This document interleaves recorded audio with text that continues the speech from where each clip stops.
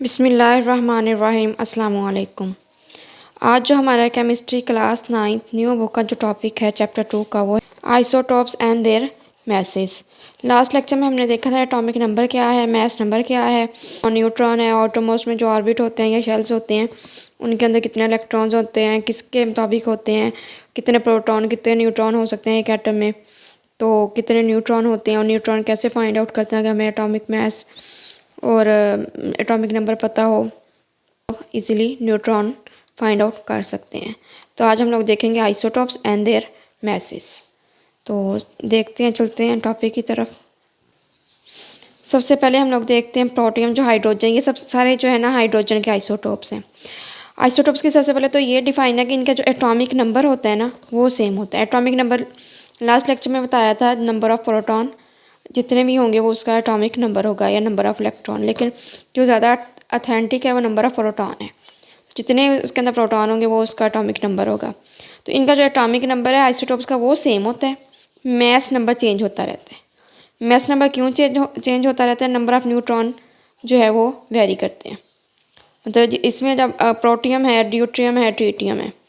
Protium में जो है प्रोटॉन एक है, इसके न्यूक्लियस में न्यूट्रॉन कोई भी नहीं होता, मतलब इसमें न्यूट्रॉन ज़ीरो है, तो इसका एटॉमिक नंबर एक ही है और इसका मैस नंबर एक है, तो प्रोटॉन भी एक होगा। ड्यूट्रियम में इसमें एक है, इसका एटॉमिक नंबर, तो एक ही इलेक्ट्रॉन होगा और एक ही प्रोटॉन होगा।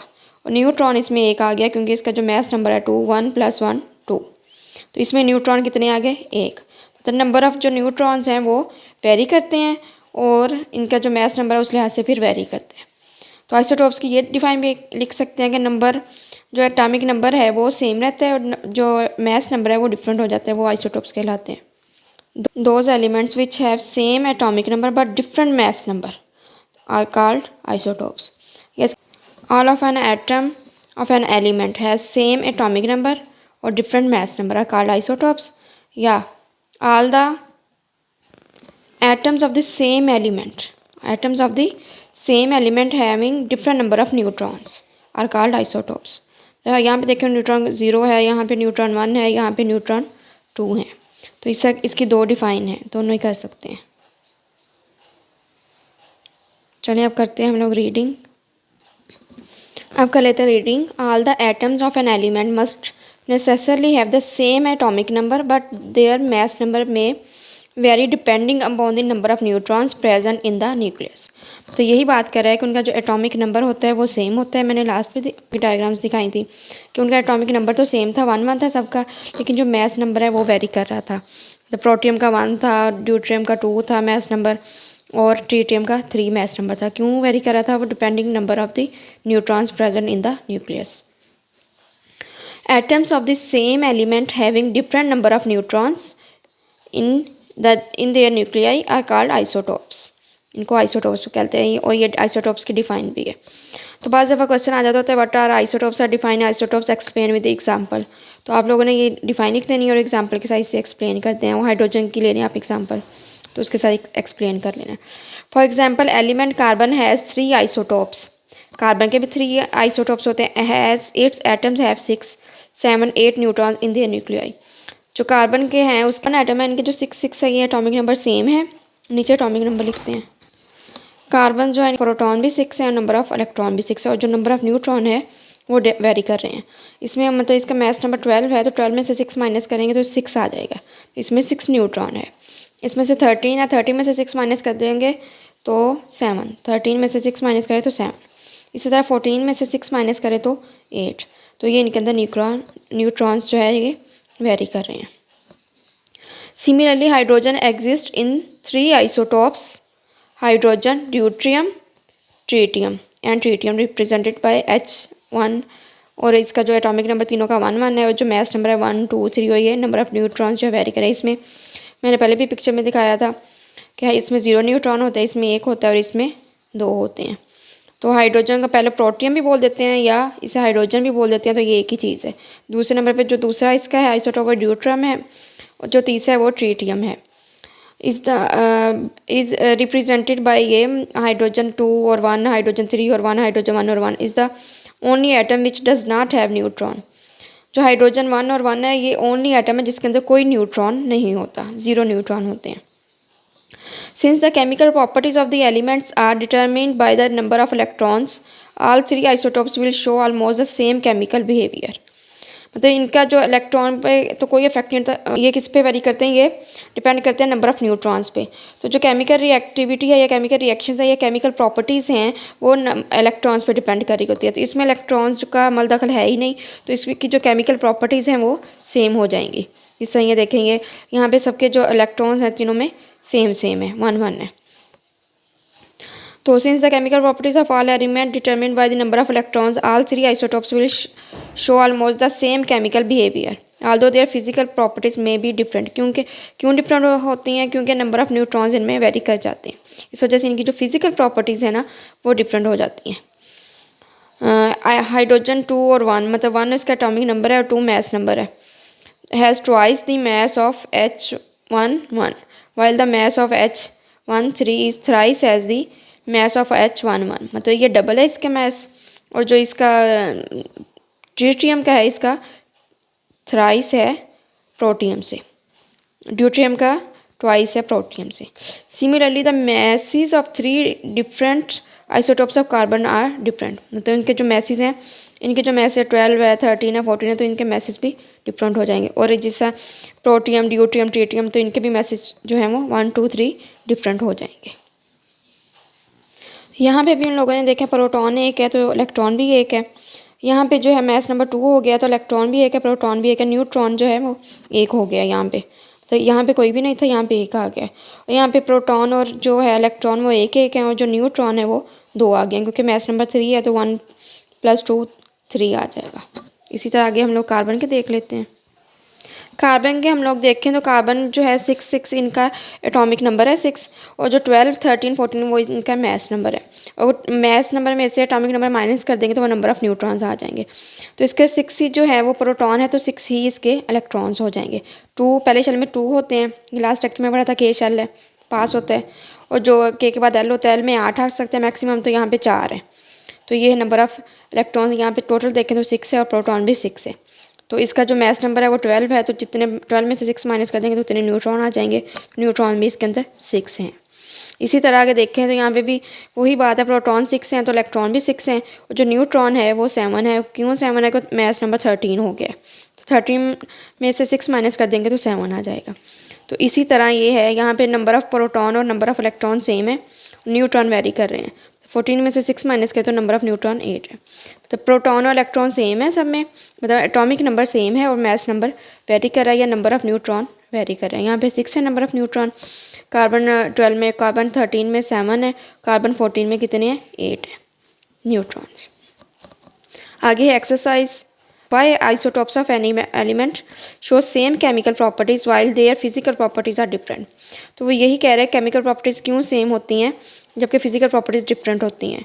तो केमिकल प्रॉपर्टीज़ इसी वजह से सेम होती हैं क्योंकि इनके जो इलेक्ट्रॉन का डिपेंड ही नहीं कर रही है आइसोटोप्स, तो ये डिपेंड कर रहे हैं नंबर ऑफ़ न्यूट्रॉन्स पे। केमिकल प्रॉपर्टीज़ जो डिपेंड कर रही होती हैं वो कर रही होती हैं नंबर ऑफ़ इलेक्ट्रॉन्स पे, या इलेक्ट्रॉन्स की गेन या लॉस हो गया, एक एलिमेंट ने गेन कर लिया या लॉस कर लिया तो वो उस पर वेरी कर रही होती हैं केमिकल प्रॉपर्टीज़। तो इसमें इलेक्ट्रॉन का जो है वो कोई रोल नहीं है, तो इस वजह से इनकी केमिकल प्रॉपर्टी सेम है, और फिजिकल प्रॉपर्टी वेरी कर रही हैं क्योंकि नंबर ऑफ़ न्यूट्रॉन्स जो है वो वेरी कर रहे हैं। आगे है radio active isotopes. Radio active isotopes कौन से होते हैं isotopes? The isotopes of the same element do not have the same physical properties. जो एलिमेंट्स के जो आइसोटोप्स हैं वो उनकी सबकी प्रॉपर्टीज़ जो हैं वो फिजिकल प्रॉपर्टीज सेम नहीं होती। कुछ ऐसे भी आइसोटोप्स होते हैं जिस तरह यहाँ पे हम लोग देखते हैं हाइड्रोजन का जो है प्रोटियम, ड्यूट्रियम, ट्रीटियम है। जो ट्रीटियम है वो रेडियो एक्टिव आइसोटोप्स है। क्यों रेडियो एक्टिव आइसोटोप्स है? क्योंकि उसमें जो नंबर ऑफ़ न्यूट्रॉन है वो 2 हैं। जो 2 हैं तो वो जो एक नॉर्मल हाइड्रोजन है वो 2 नहीं रखता, वो तो 0 रखता है। तो ये एक वो उसकी जो है कैपेसिटी उससे ज़्यादा है नंबर ऑफ़ न्यूट्रॉन, तो अपने आप को स्टेबल करने के लिए फिर वो रेडिएशन से एमिट करता है, जिसे वो रेडियो एक्टिविटी का नाम दे देते हैं उस प्रोसेस को, या रेडियो एक्टिव एलिमेंट कह देते हैं। ट्रीटियम जो H3 उसका जो मैस नंबर है 1 जो है एटॉमिक नंबर। तो इसमें जो है radio active isotopes of same element do not have the same physical properties. Several isotopes of the same chemical elements exist whose nuclei are unstable. मतलब कुछ ऐसे आइसोटॉप्स भी हैं उनके जो of the same chemical element के जो कि उनका न्यूक्लियाई अनस्टेबल हो जाते हैं। मतलब जिस तरह वो मैंने अभी हाइड्रोजन की बात की, प्रोटियम, ड्यूट्रियम, ट्रीटियम, इसमें जो ट्रीटियम है वो अनस्टेबल है, वो रेडियो एक्टिव एलिमेंट है उसका, या रेडियो एक्टिव आइसोटोप है। तो वो क्या करते हैं, they emit excess energy in the form of radiation. तो वो जो अपने अंदर जो एक्सेस एनर्जी है वो किस फॉर्म में कहते हैं, रेडिएशंस एमिट कर देते हैं, जिसकी वजह से वो इसी प्रोसेस की वजह से रेडियो एक्टिव एलिमेंट कह देते हैं। This radiation is called radio activity and the isotopes which emits energy is called radio active isotopes. तो जो आइसोटोप्स वो एनर्जी इमिट करते हैं उन्हें क्या कहते हैं, रेडियो एक्टिव आइसोटोप्स।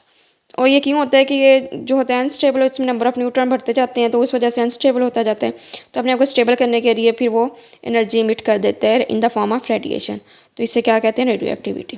तो ये भी एक फिनोमिना है, ये डिफाइन आ जाती होती है पेपर में, व्हाट इज़ रेडियो एक्टिविटी या radio active isotopes explain with example. तो इसका आप लोगों ने लिखना है। एवरी एलिमेंट हैज़ वन और मोर radio active isotopes.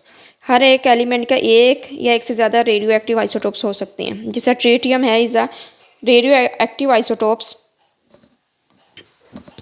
Tritium is a radio active isotopes and the other two are stable and do not emit any radiation. मतलब जो हम लोगों ने हाइड्रोजन के देखे थे, इसमें हम लोगों ने हाइड्रोजन के आइसोटोप्स देखे थे, प्रोटियम, ड्यूट्रियम, ट्रीटियम।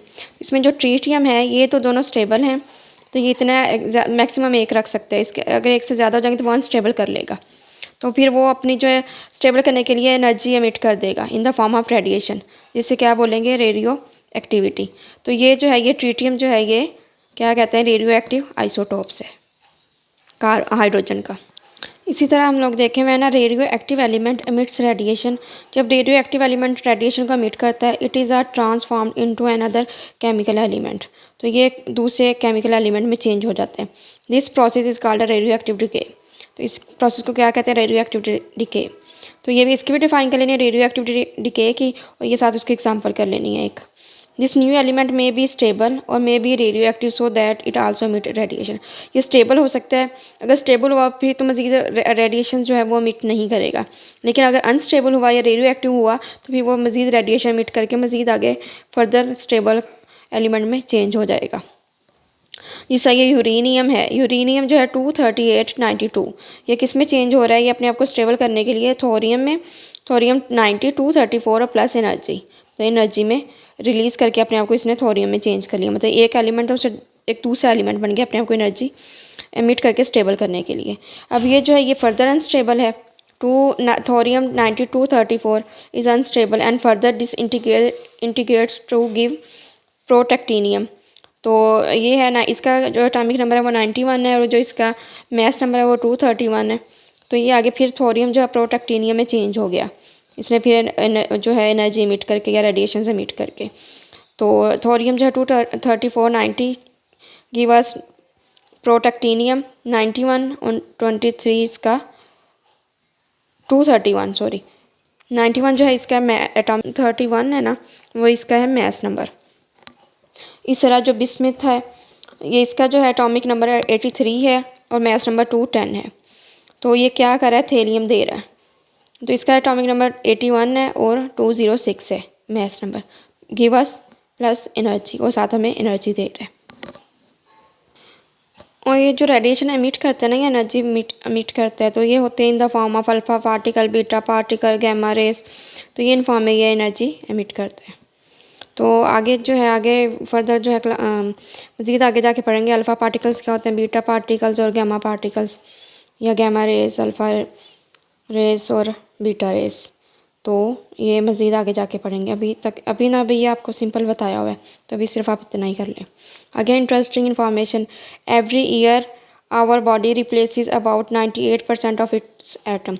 जो हमारी बॉडी है हर साल 98% जो है एटम रिप्लेस कर देती है हमारी बॉडी के। मतलब वो जिस तरह, ये तो एक वो बायोकेमिकल फिनोमिना भी है ना, जिस तरह रेड ब्लड सेल्स हैं वो भी रिप्लेस हो जाते हैं, जिस तरह वाइट ब्लड सेल्स हैं उनका वो जो होता है लिविंग स्पैन जो होता है वो एक कुछ मंथ्स होता है, कुछ का कुछ डेज़ होता है, तो उसके बाद चेंज होते रहते हैं। इसी तरह ये हमारी बॉडी के एटम्स भी हैं, इसी तरह ये भी हर साल रिप्लेस होते रहते हैं न्यू एटम से। इसके अब मज़ीद देखेंगे application of radio active isotopes. कि एप्लीकेशन जो है रेडियो एक्टिव आइसोटोप्स के कौन कौन सी एप्लीकेशन है और कहाँ कहाँ यूज़ होते हैं। तो ये रेडियो थेरापी में भी यूज़ होते हैं, जैसा ट्रीटमेंट ऑफ कैंसर में यूज़ होते हैं। ट्रीट ऑफ कैंसर में कौन सा यूज़ होता है, कोबाल्ट-60 होता है, और P32 फास्फोरस-32 होता है, स्ट्रोंशियम-90 होता है। मतलब जो फास्फोरस जो 32 है या P32 है, और SR या स्ट्रोंशियम-90 है, ये क्या करते हैं, ये less penetrating beta radiation emit करते हैं, और ये किसके लिए यूज़ होते हैं, स्किन कैंसर के लिए। और जो कोबाल्ट-60 है वो किसके लिए यूज़ होता है, वो गैमा रेज़ पेनिट्रेट करता है, और वो भी जो है कैंसर के लिए यूज़ करते हैं। इसी तरह आयोडीन 131 है, वो diagnosis of the goitre in thyroid gland, मतलब tracers of diagnosis and medicine में यूज़ होता है। ये जो है जियोलॉजिकल यूजेस में यूज़ होता है, chemical reaction and structure determination में यूज़ कर लेते हैं इन्हें। एप्लीकेशन इसकी एप्लीकेशंस इन पावर जनरेशन, जो इलेक्ट्रिसिटी प्रोड्यूस करने के लिए भी ये रेडियो एक्टिव आइसोटॉप्स यूज़ होते हैं। मतलब इनके काफ़ी यूजेस हैं, बायोलॉजिकल भी यूजेस हैं, और जो है इलेक्ट्रिकल यूजेस भी इसमें काफ़ी ज़्यादा हैं। और किसी की जो है एज वगैरह फाइंड करनी हो किसी फॉसिल फ्यूल्स की, कि वो कितना पुराना है, डेड ऑर्गेनिज्म की या डेड प्लांट की, तो वो भी हम लोग एप्लीकेशन ऑफ रेडियो आइसोटॉप से फाइंड आउट कर सकते हैं। तो यहाँ पे हम लोग रीडिंग कर लेते हैं। Radio active isotopes are useful in medical imaging. मतलब रेडियो एक्टिव आइसोटॉप्स जो है वो मेडिकल इमेजिंग में काफ़ी यूज़फुल हैं। मतलब जिस तरह हमारे अंदर कोई करवाना है, जिस तरह किडनी का या उसकी करवानी है, कि क्या अंदर कोई प्रॉब्लम चल रहा है लीवर का, या कोई भी और ऑर्गन कर लें, उसका फिर हम किसे इन आइसोटॉप से क्या करते हैं, उसका इमेज ले लेते हैं। Doctor use them to diagnose, फिर इनको मतलब the disease by injecting the patient with a small amount of radio active fluid. मतलब फिर वो इनके अंदर रेडियो एक्टिव फ्लूइड लगा के या इंजेक्ट करके पेशेंट को फिर वो डायग्नोज करते हैं। एक तो फिर पहले इमेज बना लेते हैं, फिर वो उसे डिटेक्ट करके डायग्नोज करने की भी कोशिश करते हैं इनको, रेडियो एक्टिव फ्लूइड को। तो कुछ जो है वो डिटेक्ट करने के लिए यूज़ करते हैं, कुछ वो इंजेक्ट करने के लिए यूज़ करते हैं, कुछ रेडियो एक्टिव आइसोटॉप्स हैं ताकि जो पेशेंट है उसको उसकी जो डिजीज़ है वो डायग्नोज हो जाएगा, ख़त्म हो जाए। टेक्टीनियम 99M is use for diagnostic imaging across human organs like brains, lungs etcetera. ये टेक्टीनियम पहले चैप्टर में हमने उन लोगों ने देखा था जो आई थी कि जो टेक्टीनियम है ये फर्स्ट मैन मेड या क्या कहते हैं आर्टिफिशियल बनाया गया है, फर्स्ट एलिमेंट है जो कि लैब में बनाया गया है। तो ये आर्टिफिशियल एलिमेंट है और फर्स्ट जो था जो प्रिपेयर किया गया था लैब में। Across human organs like brains, lungs etcetera. मतलब इनको जो है इनके इमेज बनाने के लिए और फिर इनकी जो डिजीज़ है वो डायग्नोस्ट करने के लिए यूज़ किया जाता है। अच्छा, doctor use a special camera to watch how the radio active fluid moves. Doctor जो है फिर स्पेशल कैमरा यूज़ करते हैं देखने के लिए कि रेडियो एक्टिव फ्लूइड कैसे कैसे मूव कर रहा है।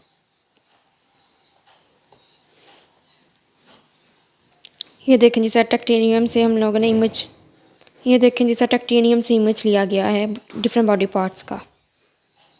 तो इसकी अगर आप लोग हेडिंग लिख लें तो हेडिंग जो लिखते हैं tracer for diagnosis and medicine, तो हेडिंग लिख के अगर ये लिख देंगे तो ये ज़्यादा बेस्ट है, tracer for diagnosis and medicine, tracer for diagnosis and medicine.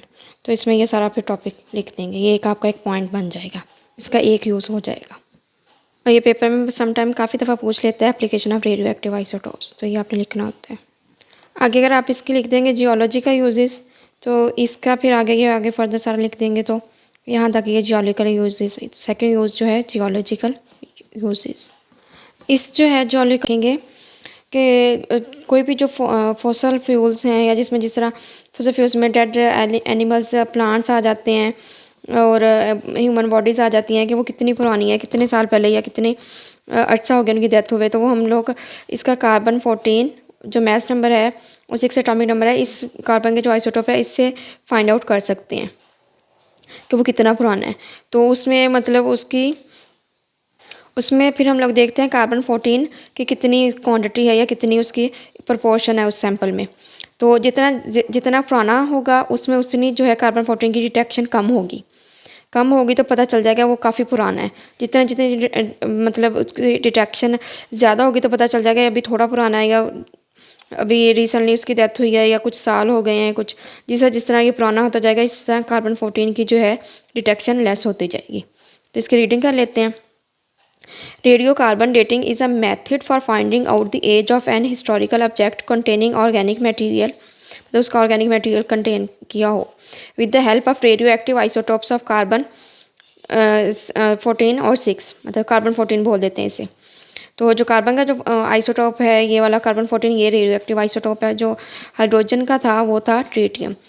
The method involves measuring the proportion of carbon 14 in a sample from dead plant or animal like a piece of wood or a bone, मतलब piece of wood से या उसकी bone से animal की, which provides information that can be used to calculate when an animal or plant died। मतलब अगर animal plant होगा तो उसके वुड ले लेंगे, अगर एनिमल होगा तो उसकी बोन ले लेंगे, हड्डी ले लेंगे। तो उनके जो है फिर उससे पता चल जाएगा उस इंफॉर्मेशन से कि कितनी देर पहले जो प्लांट या एनिमल की डेथ हुई है। The older the sample is the less C14 या carbon 14 is to be detected. जितना वो पुराना होगा उतना ये कम डिटेक्ट होगा, तो फिर हम उसकी एज फाइंड कर सकते हैं। आगे मिक्स यूजेस ही बताएं सारे, मतलब radio active isotopes are use to be test the strength of matters and concrete mixture, मतलब उसके मैटर की स्ट्रेंथ भी देख सकते हैं उसकी कितनी है, मतलब कैसे और कहाँ कहाँ यूज़ कर सकते हैं, और कंक्रीट मिक्सचर की ये इसके लिए भी रेडियो एक्टिव आइसोटोप्स यूज़ करते हैं। और they are use to generate cheap nuclear power and find oil field, मतलब जो सस्ती बिजली है न्यूक्लियर पावर से मतलब जनरेट कर सकते हैं, और टू फाइंड ऑयल फील्ड, जिस तरह सऊदी अरब में है ऑयल फील्ड्स हैं, हमारे पाकिस्तान में तो नहीं है, बहुत कम होंगी भी। तो सऊदी अरब में कहते हैं ना तेल का कुआं या तेल निकल आया ज़मीन से, तो वो फाइंड करने के लिए भी टू फाइंड ऑयल फील्ड्स, तो ये यूज़ करते हैं रेडियो एक्टिव आइसोटोप्स। और न्यूक्लियर पावर को चलाने के लिए भी रेडियो एक्टिव आइसोटोप्स। जो न्यूक्लियर पावर का इसमें जो होता है यूरेनियम यूज़ करते हैं, न्यूट्रॉन की बम्बार्डमेंट करते हैं, तो फिर बेरियम और क्रिप्टॉन और न्यूट्रॉन और फिर एनर्जी देती है। ये एक प्रॉपर इक्वेशन है, तो यहाँ पे इक्वेशन नहीं दी हुई तो फिर आप ना करें।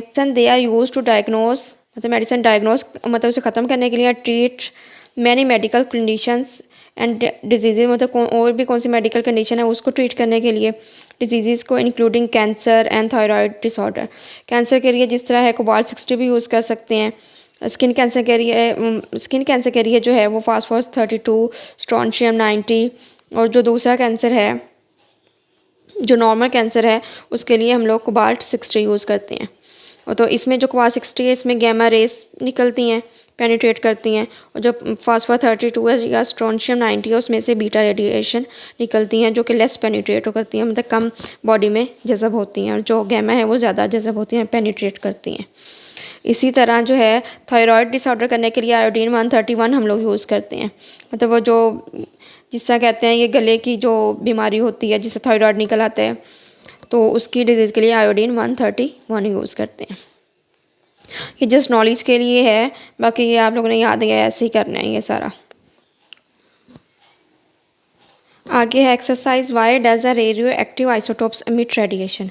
Radio active isotopes emit radiation क्यों करते हैं, तो वो क्यों इस वजह से करते हैं कि उनके अंदर जो नंबर ऑफ़ न्यूट्रॉन है वो बढ़ते जाते हैं, तो वो अपने आप को जो जब नंबर ऑफ़ न्यूट्रॉन हो गए बढ़ते जाएंगे तो वो अनस्टेबल होता जाएगा। जिस तरह हम देखते हैं protium, deuterium, tritium, mass number 3 है और उसका जो न्यूट्रॉन है वो 2 है, तो वो अपने आप को स्टेबल करने के लिए तो उसके लिए उसके पास 0 होता है, मतलब एक मैक्सिमम जो रखना भी चाहे तो 1 रख सकते हैं, लेकिन 2 उसके लिए बहुत ज़्यादा है। तो अपने आप को फिर स्टेबल करने के लिए वो रेडिएशन एमिट कर देते हैं in the form of alpha rays, gamma rays, beta rays. तो वो जब एमिट कर देते हैं अपने आप को स्टेबल कर लेते हैं। और वो जो है जिस हम अगर हाइड्रोजन का ले ट्रिटियम का ले लें तो वो फिर हीलियम में चेंज हो जाता है ये रेडिएशन एमिट करके। तो ये इस वजह से एमिट करते हैं अपने आप को स्टेबल करने के लिए, क्योंकि ये अनस्टेबल होते हैं। और फिर वो जो अनस्टेबिलिटी है वो रेडिएशन एमिट करके, या एनर्जी जो है ज़्यादा होती है इनके पास, वो एनर्जी निकाल के एमिट करके इन द फॉर्म ऑफ रेडिएशन फिर अपने आप को स्टेबल कर लेते हैं, स्टेबिलिटी के लिए है। अनस्टेबिलिटी क्यों होती है, क्योंकि नंबर ऑफ़ न्यूट्रॉन जो है वो ज़्यादा होते जाते हैं, तो वो जिसकी वजह से अनस्टेबल होता जाता है। जब वो अनस्टेबिलिटी को स्टेबल में कन्वर्ट करने के लिए फिर वो एमिट ऑफ रेडिएशन कर लेते हैं, energy in the form of radiation, और अपने आप को स्टेबल करने के लिए। तो give an example of a radio active isotopes which disintegrates to give a stable atom. उन्होंने बोला है कि जो एक रेडियो एक्टिव आइसोटोप्स दें जो कि एक स्टेबल एटम दे डिसइंटीग्रेट होके। तो ये मैं आपको बताती हूँ। चाहे इसके स्टेबल एटम कि तो ये है यूरेनियम जो है 235 जो है वो जब न्यूट्रॉन की बम्बारमेंट करवाएंगे तो ये बेरियम में क्रिप्टॉन में चेंज हो जाएगा। बेरियम 56 139, क्रिप्टॉन 36 94 और न्यूट्रॉन देगा और प्लस एनर्जी हमें देगा। तो ये जो है ये मैंने आपको बताया भी था कि ये जो न्यूक्लियर पावर है उसमें ये यूज़ करके हम लोग जो इलेक्ट्रिसिटी है वो जनरेट करवाते हैं या प्रोड्यूस करवाते हैं। They are use to generate cheap nuclear power. तो उसमें ये जो है ये वाला केमिकल रिएक्शन यूज़ करके हम लोग करवाते हैं ये जनरेट इलेक्ट्रिसिटी। इसमें जो ये एनर्जी होती है ये फिर जो है वाटर को बॉयल करने के लिए यूज़ करते हैं। जब वाटर बॉयल करने के लिए यूज़ कर देते हैं जो फिर जब वो स्टीम में चेंज हो जाता है तो वो जो टरबाइन्स है उनको ड्राइव करना शुरू कर देता है, उनको चलाना शुरू कर देता है, जिसकी वजह से हमें इलेक्ट्रिसिटी प्रोवाइड होती है। और ये जो किसी भी नेशन की डेवलपमेंट के लिए ये बहुत ज़रूरी और peaceful use of atomic energy है ये इसका। आगे है interesting information. Gallium has many interesting properties. Gallium जो है इंटरेस्टिंग प्रॉपर्टीज़ उसकी काफ़ी ज़्यादा है। It's melting point is below body temperature. इसका जो मेल्टिंग पॉइंट है वो हमारी बॉडी से जो है ना वो कम है। हमारे बॉडी का जो है टेम्परेचर वो तकरीबन 37 है, तो इसका जो मेल्टिंग पॉइंट है 37 से कम है। जो it is liquid at room temperature. ये रूम टेम्परेचर पे लिक्विड हो जाती है ये वाली मेटल। वैसे मेटल्स आमतौर पे सॉलिड्स होती हैं लेकिन इसका मेल्टिंग पॉइंट कम है, इस वजह से ये लिक्विड है रूम टेम्परेचर पे। It has water like viscosity. इसकी वाटर की जैसी विस्कोसिटी होती है। It does not evaporate. और ये एवेपोरेट नहीं होती है, मतलब ये उड़ती नहीं है। पानी तो है ना, एक प्लेट में थोड़ी देर रखें तो वो थोड़ी देर बाद देखें तो वो पानी उड़ जाता है, या सूरज के सामने रखें तो वो आप थोड़ी देर बाद ही देखें 10 मिनट बाद तो वो पानी उड़ा होगा। तो ये जो है ये नहीं उड़ती, ये एवेपोरेट नहीं होती। और इसकी विस्कोसिटी भी वाटर जैसी होती है। आगे है ionization of atoms by a radio active source. तो एटम्स की आयोनाइजेशन कैसे कर सकते हैं, तो एक एटम को आयोनाइज कैसे कर सकते हैं।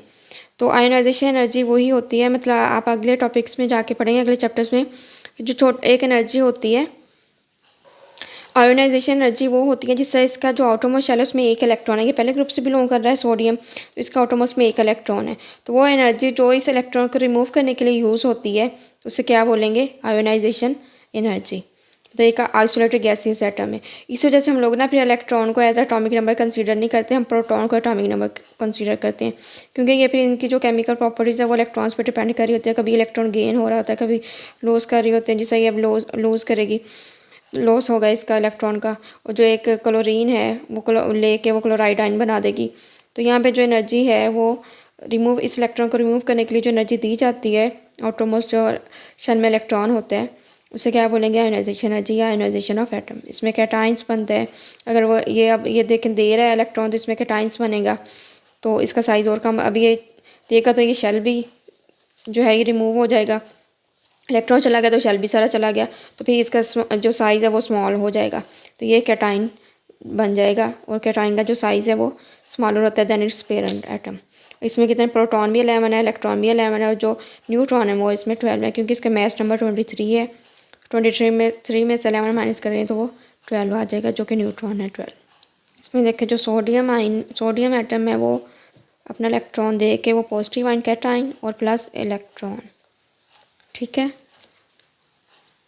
इसी तरह हम लोग जो क्लोराइड आयन है, क्लोरीन एटम है, वो जब इलेक्ट्रॉन लेगा, इसी तरह जो क्लोरीन एटम है वो जब इलेक्ट्रॉन ले लेगा वो क्लोराइड आयन बना देगा और साथ हमें एनर्जी देगा। ये जो है ये जब एक इलेक्ट्रॉन जो वो उसने निकाला है वहाँ से, ये इलेक्ट्रॉन एक जब लेगा तो ये क्लोराइड आयन, यहाँ पे क्लोरीन बोलेंगे। अब जब यहाँ पे ये एनाइन बन गया है, मतलब इसका साइज़, इसने पहले तो इसके पास 7 है ऑटोमोस्ट में, टोटल तो वैसे इसके 17 होते हैं, तो ऑटोमोस्ट में 7 थे फिर 8 आ गए हैं, तो इसका अब जो साइज़ है वो एनाइन का वो बढ़ गया है इसके पेरेंट एटम से, क्योंकि इसमें एक इलेक्ट्रॉन एडिशन हो गई, इसमें रिमूवल हो गई थी तो इसका साइज़ कम हो गया था इस कैटाइन का, तो इसमें एडिशन हो गया तो इसका एनाइन का साइज़ जो है वो बढ़ गया इस पेरेंट एटम से। और यहाँ पे एनर्जी मिलती है और यहाँ पे हम लोग एनर्जी देते हैं। और इसमें जो है ये तभी मुमकिन है जब आयोनाइजेशन तब भी होती है जब अगला इलेक्ट्रॉन जो है वो अगला एलिमेंट या एटम जो है वो इलेक्ट्रॉन लेने की सलाहियत रखता हो। फिर ये होती है, फिर जब ये इलेक्ट्रॉन देता है क्लोरीन लेता है तो एनर्जी देते हैं और सोडियम से यहाँ पे एनर्जी हमें मिलती है और फिर ये क्या बन जाता है, सोडियम क्लोराइड, जो कि हमें टेबल साथ as a table salt use करते हैं घरों में नमक के तौर पे।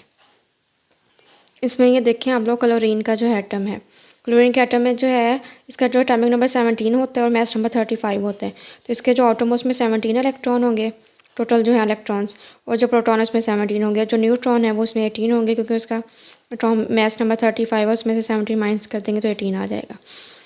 तो अभी ये देखें इसमें जो है आउटर मोस्ट में कितने पहले थे 7, इसको निकाल के देखें। पहले जो एक नॉर्मल एटम था उसमें कितने थे 7, 1 2 3 4 5 6 7। तो ये 2 2 + 8 10 10 + 7 17। तो इसने अब एक और ले लिया है, मतलब इसमें हमने देखा था कि जो है 2 ले सकता है, एल जो है मैक्सिमम 8 ले सकता है और जो एम है वो 18 ले सकता है। तो अभी जो है 18 है तो अभी ये मज़ीद भी कुछ इलेक्ट्रॉन्स लेने की सलाहियत रखता है। तो ये मज़ीद जब एक ले लेगा तो ये किस में कन्वर्ट हो जाएगा, क्लोराइड आयन में। अब जो इसका साइज़ पहले थोड़ा सा छोटा था लेकिन अब इसका इलेक्ट्रॉन आने की वजह से इसका साइज़ थोड़ा सा बढ़ गया है। तो ये है स्ट्रक्चर ऑफ सोडियम और structure of chloride ion, sodium ion और क्लोराइड आयन। ये सोडियम एटम का स्ट्रक्चर है, जब ये लूज़ कर जाएगा तो सोडियम आयन का बन जाएगा स्ट्रक्चर। ये पहले क्लोरीन का था, फिर जब इसने इलेक्ट्रॉन गेन कर लिया तो क्लोराइड आयन का स्ट्रक्चर बन गया। तो अब कर लेते हैं reading. Radiations emitted from a radio active source causes an ionization of atom. जो रेडिएशन जो रेडियो एक्टिव सोर्स से एमिट होती हैं वो क्या करती हैं, आयोनाइजेशन ऑफ एटम कर देती हैं, एटम को आयोनाइज कर देती हैं उसके आयंस में। फॉर एग्जांपल हीट और लाइट एनर्जी। हीट यो से light energy they coming from the sun से आए या रेडियो एक्टिव एलिमेंट से आए, कैन रिमूव इलेक्ट्रॉन और इलेक्ट्रॉन्स फ्रॉम द एटम, मतलब इलेक्ट्रॉन्स को रिमूव कर देती है एटम से। तो however this ionising radiation should have enough energy to remove the tightly bound electron from the orbit of an atom. तो फिर इतनी एनर्जी होती है इसके पास कि जो टाइटली बाउंड इलेक्ट्रॉन होता है जिसका आउटर मोस्ट में, तो उससे इलेक्ट्रॉन को रिमूव करने में हेल्प करते हैं। जैसे मैंने अभी आपको सोडियम का दिखाया था कि कैसे रिमूव होता तो उसके साथ टाइटली बाउंड है, लेकिन वो जो पहले होते हैं जैसे कि एस शेल में उसमें वो ज़्यादा टाइटली बाउंड होता है, उसके बाद अट्रैक्शन कम होती जाती है। तो जो आउटर मोस्ट है वो थोड़ा सा निकालना ईजी हो जाता है। तो उसके लिए भी एक एनर्जी चाहिए लेकिन एक लेवल तक चाहिए, बहुत कम भी नहीं चाहिए और बहुत ज़्यादा भी नहीं चाहिए, ऐसे सभी ज़्यादा बढ़ती जाती हैं। या कि मज़ीद जब आयोनाइजेशन एनर्जी वाला टॉपिक आएगा हम डिटेल में देखेंगे। तो इसमें क्या है, सोडियम को जब एनर्जी देंगे तो सोडियम कैटाइन में बन जाएगा और इलेक्ट्रॉन जो है एक निकल जाएगा। तो कैटाइन जो है इसका साइज़ जो है कैटाइन का स्मॉलर होता है दैन इट्स पेरेंट एटम से। However the electron will be lost only, जब इलेक्ट्रॉन तब भी लॉस करेगा ये वाला सोडियम जो है electron when there is present an other atom, जो कि एक अदर एटम प्रेजेंट जो कि इसे कैन एक्सेप्ट इट, जो कि इसे एक्सेप्ट करने की सलाहियत रखता हो। ये तभी लॉस्ट करेगा या लूज़ करेगा जब अगला एटम उसे लेने की सलाहियत रखता हो। तो ये फिर इलेक्ट्रॉन ये जो इसने निकाला है ये इसने लेके तो क्लोराइड आयन बना दिया एन आयन। अब इसका जब इसमें एडिशन हो गया तो जाहिर सी बात है इसका साइज़ बड़ा हो जाएगा इसके पेरेंट एटम से, तो इसे एन आयन बोलते हैं और ये साथ हमें क्या देता है, एनर्जी देता है। आगे है interesting information. All artificial isotopes are unstable. जितने भी मैन मेड आइसोटोप्स हैं वो क्या हैं, अनस्टेबल हैं। And therefore radio active, तो सारे क्या हैं, रेडियो एक्टिव हैं। तो आइसोटोप जितने भी मैन मेड हैं या लैब में बनाए जाते हैं वो सारे अनस्टेबल हैं और वो सारे रेडियो एक्टिव हैं, तो सारे रेडिएशंस एमिट करते हैं in the form of energy. तो ये सारे क्या बोलेंगे, रेडियो एक्टिव एलिमेंट्स या रेडियो एक्टिव आइसोटोप्स। तो यहाँ तक था हमारा लेक्चर। अगर कोई क्वेश्चन है तो आप लोग पूछ सकते हैं कमेंट सेक्शन में। तो अगर लेक्चर पसंद आए तो अपने फ्रेंड्स के साथ, अपने क्लास फेलोज़ के साथ शेयर करें। मिलते हैं एक नए लेक्चर के साथ नई वीडियो में, तो तब तक के लिए अल्लाह हाफिज़।